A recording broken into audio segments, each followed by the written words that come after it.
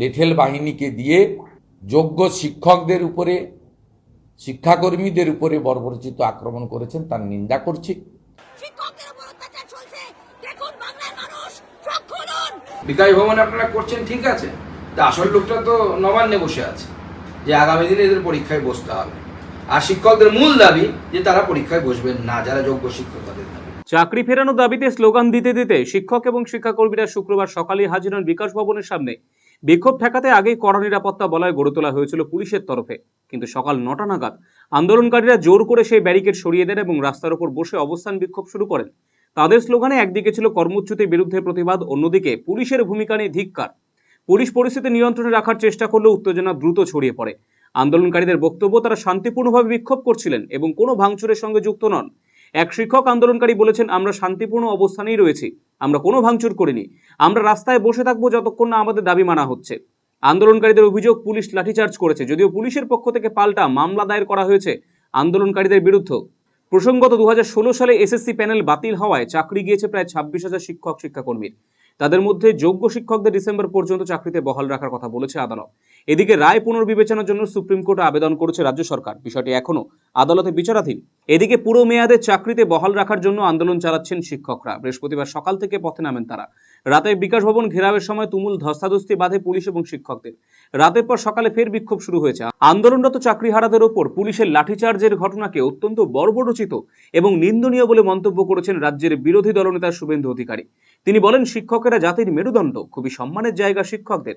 বিদ্যাসাগর, স্বামী বিবেকানন্দের রাজ্যে এই ধরনের শিক্ষকদের উপর বর্বরোচিত পুলিশি আক্রমণ মেনে নেওয়া যায় না। এটি অরাজনৈতিক আন্দোলন না হলে বিজেপি শিক্ষকদের ঢাল হয়ে দাঁড়াতো। শান্তিপূর্ণ আন্দোলনের উপরে বেপরোয়া আক্রমণ করেছে।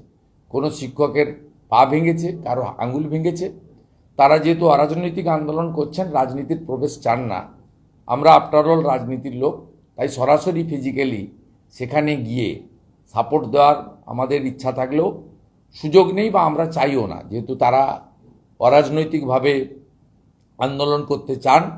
কয়েকশো পুলিশের সামনে মমতা বন্দ্যোপাধ্যায়ের নির্দেশে সব্যসাচী দত্ত তার বিধানসভার টিকিট পাকা করার জন্য লেঠেল বাহিনীকে দিয়ে যোগ্য শিক্ষকদের উপরে, শিক্ষাকর্মীদের উপরে বর্বরোচিত আক্রমণ করেছেন, তার নিন্দা করছি। এবং শিক্ষক সমাজ, আন্দোলনকারীরা যে কোনো ধরনের সাহায্য চাইলে, সহযোগিতা চাইলে ভারতীয় জনতা পার্টিও আছে।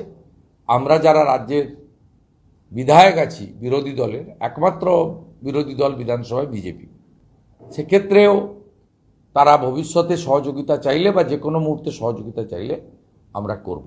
অন্যদিকে চাকরিহারা শিক্ষকদের উপর পুলিশের লাঠিচার্জের বিষয়ে বিজেপি রাজ্য সভাপতি তথা কেন্দ্রীয় মন্ত্রী সুকান্ত মজুমদার বলেছেন, আসল মাথা রয়েছে নবান্নে। তিনি বলেন, বিকাশ ভবনে আন্দোলন করছেন করুন, কিন্তু আসল মাথা রয়েছে নবান্নে। চাকরিহারাদের আইনি প্যাচে ফেলছেন তিনি, ফলে চাকরিহারা সকলকে পরীক্ষায় বসতে হবে বললেন বিজেপির রাজ্য সভাপতি সুকান্ত মজুমদার। দেখুন, আমি শিক্ষকদেরকে এই কথাই বলবো যে বিকাশ ভবনে আপনারা করছেন ঠিক আছে, তা আসল লোকটা তো নবান্নে বসে আছে। যে আসল চুরিটা করেছে এবং আপনাদেরকে এই ফাঁসিয়েছে, এই প্যাচের মধ্যে ফেলেছে, তিনি তো প্যাচ কষে ওখানে আরামে মুড়ি ঘষা খাচ্ছেন। তাকে প্যাচে ফেলুন, বিকাশ ভবনে প্যাচ ফেলে লাভ নেই খুব একটা।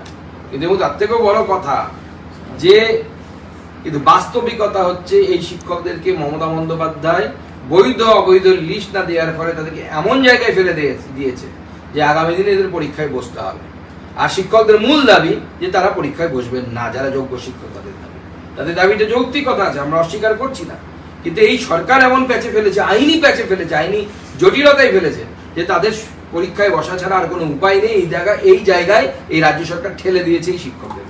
এদিকে আন্দোলনরত চাকরিহারাদের উপর পুলিশের লাঠিচার্জ প্রসঙ্গে রাজ্য পুলিশের এডিজি দক্ষিণবঙ্গ জাভেদ শামীম জানিয়েছেন, পুলিশ যথেষ্ট সংযম দেখিয়েছে। বিকাশ ভবনে কর্মীদের বের করে আনতে আন্দোলনকারীদের সাথে ধস্তাধস্তি হয় পুলিশের।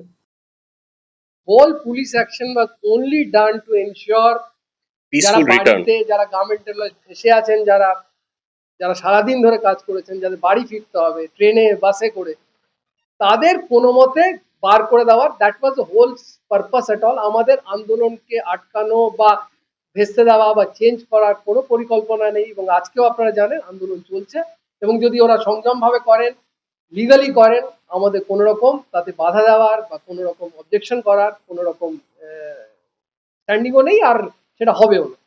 RCTV সংবাদ, কলকাতা।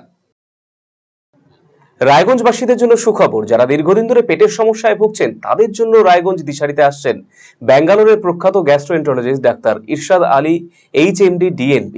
এখন থেকে প্রতি মাসে নির্দিষ্ট দিনে ডাক্তারবাবুকে দেখাতে আজই যোগাযোগ করুন দিশারি হেলথ কেয়ার, উকিলপাড়া, রায়গঞ্জ শাখায়। যোগাযোগ করুন 7477785509 এই নম্বরে এবং 7477785512 এই নম্বরে।